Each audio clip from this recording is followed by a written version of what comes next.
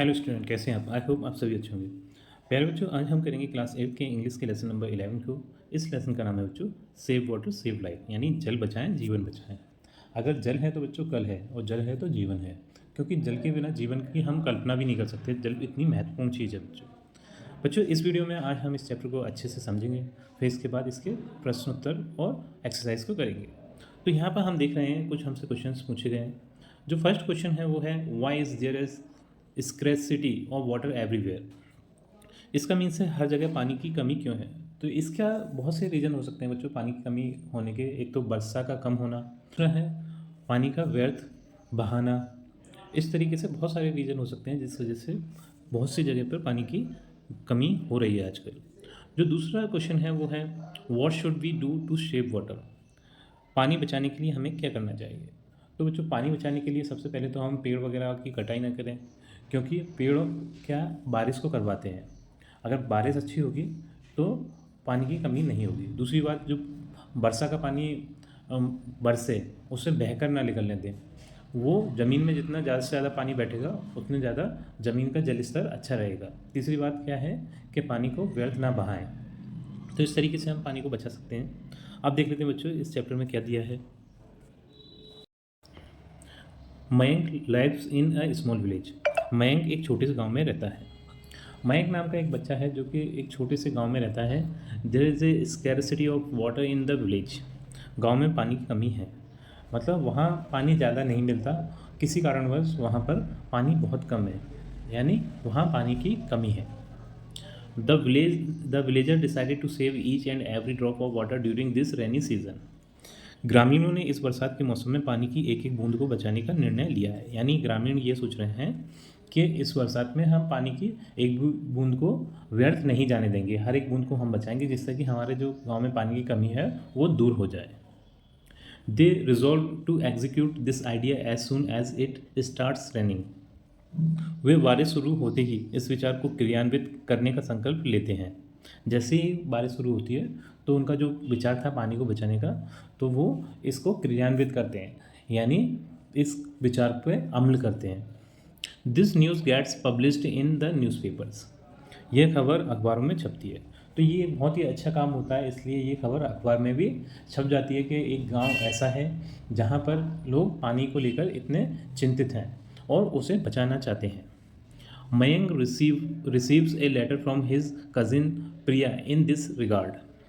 मयंक को इस संबंध में अपनी चचेरी बहन प्रिया से एक पत्र मिलता है। यानी जो वो पानी बचाना चाहते थे, ये खबर अखबार में छप गई थी।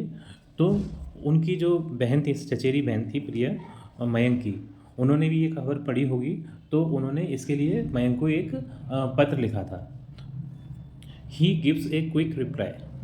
वह तुरंत उत्तर देता है। तो वो जो मयंक नाम का बच्चा था उस पत्र का तुरंत ही उत्तर देता है, मतलब एक पत्र अपनी बहन को लिखता है उत्तर के रूप में। Village and post Khivadeshwar, tehsil and district Indore, date 5706। Dear Priya. तो ये बच्चों जो ये है वो इनकी मयंक की चचेरी बहन का एड्रेस है और दिनांक है जिस दिनांक को ये पत्र लिखा जा रहा है। ठीक, क्योंकि जो पत्र लिखा जाता है तो सबसे पहले उस व्यक्ति का एड्रेस लिखा जाता है जिसको हम पत्र लिख रहे हैं। ठीक, तो यहाँ से पत्र स्टार्ट होता है। डियर प्रिया, प्रिय Priya, I am really happy to receive your letter. मैं आपका पत्र पाकर सचमुच बहुत खुश हूँ। Actually I was expecting it from you.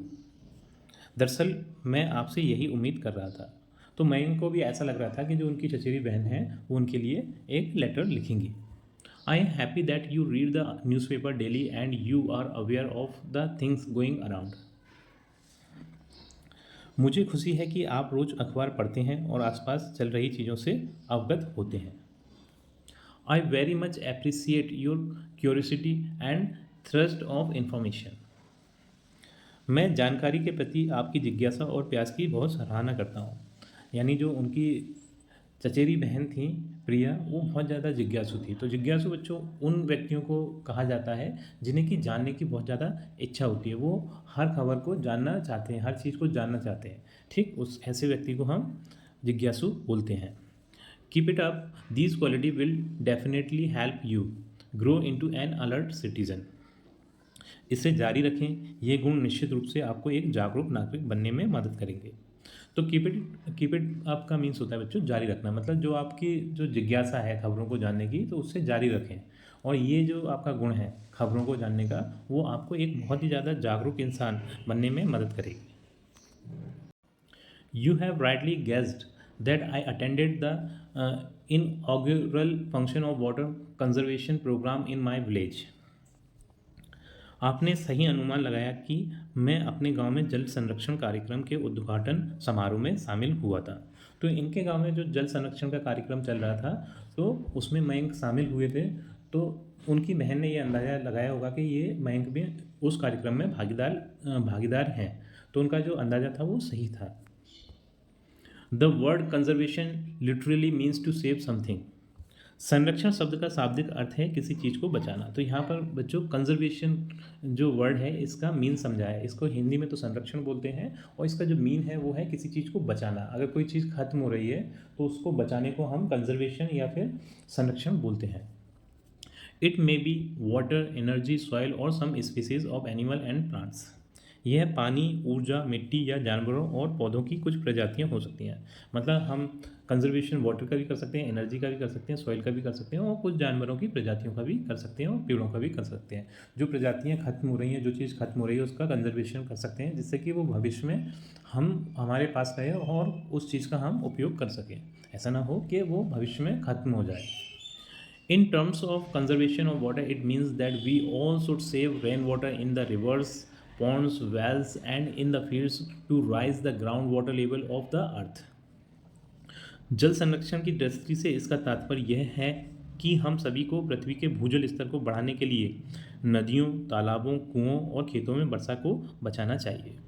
तो ये बच्चों जो भूजल स्तर है, ठीक, तो उसका मीन्स होता है जो ज़मीन के अंदर पानी होता है उसको हम भूजल स्तर, या फिर ज़मीन के ऊपर भी जो पानी है उसको भी भूजल स्तर बोलते हैं। तो वो जो पानी है उसको बचाने के लिए, उसका स्तर बढ़ाने के लिए हमें इन चीज़ों, एक तो नदियों, तालाबों, कुओं और ऐसी ही चीज़ों के जल स्तर को और ज़्यादा बढ़ाना चाहिए, जिससे कि जो भूजल स्तर है वो बना रहे। At the same time we should use water with economy. साथ ही हमें जल का उपयोग मितव्ययता से करना चाहिए, यानी उससे फालतू खर्च नहीं करना चाहिए, व्यर्थ नहीं बहाना चाहिए। हमें बहुत सूझबूझ के साथ उसका उपयोग करना चाहिए, जिससे कि कम से कम पानी में हमारा काम चल जाए। जितने पानी की हमें आवश्यकता है उतने का ही उपयोग करना चाहिए, ना कि हम उसको व्यर्थ बहाएं। When the rainwater percolates down into the earth, it no longer remains thirsty. जब वर्षा का जल धरती में समा जाता है तो वह प्यासी नहीं रहती। यानी अगर बारिश हो और वो पानी बहकर नदी नालों के जरिए निकल जाए और वो धरती में ना समा पाए, तो हमारी धरती क्या प्यासी रह जाती है। और वो जल अगर धरती में समा जाए, धरती के अंदर चला जाए, तो हमारी धरती की प्यास बुझ जाती है, वो प्यासी नहीं रहती है। We are living in very challenging era. हम बहुत ही चुनौतीपूर्ण युग में जी रहे हैं। चुनौतीपूर्ण युग इसलिए बोला गया है कि बहुत सारी चुनौतियां हैं हमारे सामने, जैसे जल संरक्षण की चुनौती है, ठीक है, इसी तरीके से प्रदूषण की चुनौती है। बहुत सारी ऐसी चुनौतियां हैं जिसका हमें सामना करना पड़ रहा है। तो ये जो युग है वो बहुत ज़्यादा चुनौतीपूर्ण है, यानी चैलेंजिंग है। Ruthless cutting of trees and destruction of forest have resulted in scanty rainfall. पेड़ों की बेरहमी से कटाई और जंगलों के विनाश के कारण अल्प वर्षा हो रही है। यानी बच्चों जो पेड़ हैं वो वर्षा करवाने में बहुत ज़्यादा मददगार होते हैं। तो पहले के ज़माने में पेड़ बहुत अच्छे खासे हुआ करते थे, जिसकी वजह से वर्षा भी बहुत अच्छी होती थी। लेकिन अब क्या है, पेड़ों की कटाई करती गई, क्योंकि नई नई कॉलोनियाँ, खेत वगैरह बनाए जा रहे हैं, जिसके कारण पेड़ काट दिए जाते हैं, जंगल ख़त्म कर दिए जाते हैं, जिससे बारिश भी बहुत ज़्यादा कम हो रही है। We see scarcity of water growing almost everywhere, which is adversely affecting the cultivation of crops. हम लगभग हर जगह पानी की कमी को बढ़ते हुए देख रहे हैं, जिसका फसलों की खेती पर प्रतिकूल प्रभाव पड़ रहा है। यानी जो फसलें हैं वो एक तरीके से पानी पर बहुत ज़्यादा निर्भर करती हैं। अगर पानी अच्छा बरसता है तो फसलें अच्छी होती हैं, पानी कम बरसता है तो फसलें भी कम होती हैं। तो बारिश का बहुत ज़्यादा फर्क फसलों पे भी पड़ रहा है, जिसकी वजह से फसलें कम हो रही हैं। How can we happy with thirsty soil. हम प्यासी मिट्टी से कैसे खुश रह सकते हैं? यानी अगर मिट्टी अगर प्यासी है, उसमें पानी की कमी है, तो हम कैसे खुश रह सकते हैं? हमें भी तो दिक्कत आएगी, क्योंकि अगर मिट्टी प्यासी रहेगी तो उसमें फसलें अच्छी नहीं होंगी, वो फसलें अच्छी नहीं होंगी तो हमें भी खाने की कमी हो जाएगी। If the fields do not have plenty of water, it affects the production of food grain and the country faces shortage of food. यदि खेतों में भरपूर पानी ना हो तो इसका असर खाद्यान्न के उत्पादन पर पड़ता है और देश में अन्न की कमी हो जाती है। यानी अगर पानी की कमी होगी तो फसलें अच्छी नहीं होंगी और देश में जो खाद्यान्न है, खाद्यान्न का मीन्स होता है जो जिसे हम खाते हैं, जैसे कि अनाज है, ठीक है, सब्जियां हैं, फल हैं, ये सब खाद्यान्न में आते हैं। ठीक, तो ये भी नहीं हो पाएंगे पानी की कमी की वजह से, तो देश में खाद्यान्न यानी खाने वाली चीज़ों की कमी हो जाएगी। Our brother and sisters who live in village start, और शुरुआत हमारे भाई बहनों जो गांव में रहते हैं। ये यहीं तक दिया बच्चों, आगे देख लेते हैं इस चैप्टर में क्या है। Migrating to the cities and towns in search of work, काम की तलाश में शहरों और कस्बों की ओर पलायन करते हैं।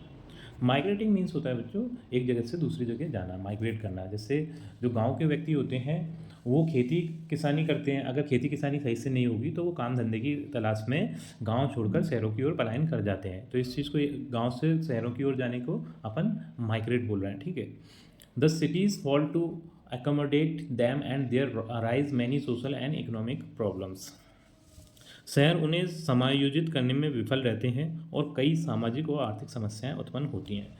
यानी शहर भी इस काबिल नहीं है कि उन्हें काम धंधा दे पाए, तो उनके सामने बहुत ज़्यादा प्रॉब्लम्स क्रिएट हो जाती हैं, जैसे कि सामाजिक और आर्थिक। आर्थिक का मतलब है पैसे से रिलेटेड और सामाजिक का मतलब है समाज से related. You can realize that ours is the new generation which has to play a very important role in the future. आप महसूस कर सकते हैं कि हमारी ये नई पीढ़ी है जिसे भविष्य में बहुत महत्वपूर्ण भूमिका निभानी है। यानी जो नई पीढ़ी आ रही है वो भविष्य में बहुत ज़्यादा महत्वपूर्ण भूमिका निभाएगी। अगर वो जल संरक्षण कर लेती है तो उससे बहुत ज़्यादा इफेक्ट पड़ेगा, जिससे कि खेती वगैरह अच्छी होने लगेगी और हमारा भविष्य अच्छा हो जाएगा। It is our duty to remain awake and share the responsibility to find solution to the problem of scarcity of water. यह हमारा कर्तव्य है कि हम जागते रहें और पानी की कमी की समस्या का समाधान खोजने की जिम्मेदारी साझा करें। यानी जो पानी की कमी हो रही है उसकी समस्या का समाधान हमें ढूंढना हमारी जिम्मेदारी है। The government has motivated all the section of the society to come forward to save each and every drop of water. सरकार ने समाज के सभी वर्गों को पानी की कमी की एक एक बूंद बचाने के लिए आगे आने के लिए प्रेरित किया है। यानी सरकार भी बहुत ज़्यादा प्रयास कर रही है जिससे कि पानी की एक एक बूंद बच पाए और आगे आने वाले भविष्य में पानी की कमी ना पड़े। We receive water through rainfall, हमें जल वर्षा के माध्यम से प्राप्त होता है। This is very unfortunate that most of water flows down the rivers and reaches the sea, thus it remains unused. यह बहुत दुर्भाग्यपूर्ण है कि अधिकांश पानी नदियों से बहकर समुद्र में पहुंच जाता है। We are witness to the emptied and dried up rivers, ponds, wells and tubers. हम खाली और सूखती नदियों, तालाबों, कुओं और ट्यूबवेलों के गवाह हैं। यानी हमने ये सारी चीज़ें देखी हैं कि जो पानी की कमी है वो बढ़ती जा रही है, जिससे नदियाँ, ट्यूबवेल, तालाब सूखते जा रहे हैं। We should not sit silent, हमें चुप नहीं बैठना चाहिए। हमें चुप इसलिए नहीं बैठना चाहिए क्योंकि अगर पानी की कमी आ गई तो जो जीवन है वो ही हमारा अस्त व्यस्त हो जाएगा। इसलिए हमें चुप नहीं बैठना चाहिए, हमें कुछ कदम उठाना चाहिए। Under water conservation program we are trying to harvest rain water at different levels. जल संरक्षण कार्यक्रम के तहत हम विभिन्न स्तरों पर वर्षा जल संचयन का प्रयास कर रहे हैं। यानी हम वर्षा का जल बचाना चाह रहे हैं। The farmers will store water in their fields by building medha bandh around there fields. किसान अपने खेतों के चारों ओर मेड़ बांध बनाकर पानी का संचयन करेंगे। They will also dig small ponds in their fields to accumulate rain water. वे वर्षा जल संचयन के लिए अपने खेतों में छोटे तालाब भी खोदेंगे। Similarly, old structure like wells and ponds will be deepened and cleaned. इसी तरह कुओं और तालाबों जैसी पुरानी संरचनाओं को गहरा और साफ किया जाएगा। यानी जो पुराने कुएं और तालाब हैं उनकी भी साफ सफाई की जाएगी, जिससे कि उनमें भी वर्षा का जल रुकने लगे, क्योंकि जो कुएं और तालाब हैं उनमें गंदगी वगैरह हो जाती है, जिसके कारण वो भर जाते हैं और पानी वर्षा का पानी उनमें नहीं ठहर पाता, वो बहकर निकल जाता है। तो उनकी सफाई हो जाएगी तो वो भी गहरे हो जाएंगे और साफ़ हो जाएंगे। वो पानी वहाँ भी वर्षा का जल रुकने लगेगा और बारिश का पानी एकत्रित होने लगेगा। The stop dams on rivulets and rivers will be repaired and made functional to hold back sufficient water. पर्याप्त पानी रोकने के लिए नालों और नदियों पर बने स्टॉप डैम की मरम्मत की जाए और उन्हें क्रियाशील बनाया जाए। What a wonderful scene it will be for us to have the river of the village full of water throughout the year. We will again have the enjoyable time of swimming in the rivers of our own which we had a few years ago. हमारे लिए कितना अद्भुत दृश्य होगा कि गांव की नदी साल भर पानी से भरी रहे। हम फिर से अपनी नदियों में तैरने का आनंददायक समय मिलेगा जो हमने कुछ साल पहले बिताया था। तो बच्चों, पहले के ज़माने में क्या है, नदियों तालाबों में पानी भरा रहता था साल भर, और उनमें जाकर हम तैरकर बहुत ज़्यादा आनंद लेते थे, उसमें बहुत विभिन्न प्रकार के खेल खेलते थे। तो अब वो नदियाँ तालाब वगैरह सूख जाते हैं गर्मियों के दिनों में, जिससे कि हम ये आनंद कहीं ना कहीं भूलते जा रहे हैं। अगर हम पानी बचाएंगे तो वो ही आनंद हम फिर दोबारा भी ले पाएंगे। You can easily understand that if the rivers and the ponds of a place are full of water, the tubewells will automatically be recharged and will continue to give us water throughout the year. आप आसानी से समझ सकते हैं कि अगर किसी जगह की नदियाँ और तालाब पानी से भरे होंगे तो ट्यूबवेल अपने आप रिचार्ज हो जाएंगे और साल भर हमें पानी देते रहेंगे। तो हमें ये समझना चाहिए कि अगर नदियाँ और तालाब अगर साल भर भरे रहते हैं तो वो पानी ज़मीन में बैठता रहता है उनके ज़रिए, और तो जो हमारे ट्यूबवेल हैं वो भी पानी साल भर देंगे क्योंकि ज़मीन में पानी होगा। इसलिए I would like to mention that the government alone can not do everything. मैं बताना चाहूँगा कि सरकार अकेले सब कुछ नहीं कर सकती। Similarly only shouting slogans will not be of any help. इसी तरह सिर्फ नारे लगाने से कोई फ़ायदा नहीं होगा। Water is everybody's essential need, so everybody including we children should participate in the water conservation program. जल हर किसी की अनिवार्य आवश्यकता है, इसलिए हम बच्चों सहित सभी को जल संरक्षण कार्यक्रम में भाग लेना चाहिए। I have seen all the people voluntarily coming forward and working hand in hand and shoulder to shoulder for this noble cause. मैंने सभी लोगों को स्वेच्छा से आगे आकर हाथ से हाथ मिलाकर कंधे से कंधा मिलाकर इस नेक काम के लिए काम करते देखा है। यानी जो मयंक बच्चा है वो बोलता है कि हर किसी को इस प्रोग्राम में भाग लेना चाहिए, चाहे वो बड़ा हो चाहे बच्चा हो, क्योंकि पानी की आवश्यकता सभी को है। और मैंने ये देखा है कि सभी कंधे से कंधा मिलाकर इस जो कार्यक्रम है उसमें बढ़ चढ़ कर हिस्सा ले रहे हैं। Hope you will be benefited with what I have written in this letter. आशा है कि मैंने इस पत्र में जो लिखा है उससे आप लाभान्वित होंगी। Do share it with your friends. इसे अपने दोस्तों के साथ ज़रूर शेयर करें। Keep writing similar letters on other burning topics also. अन्य ज्वलंत विषयों पर भी ऐसे ही पत्र लिखते रहें।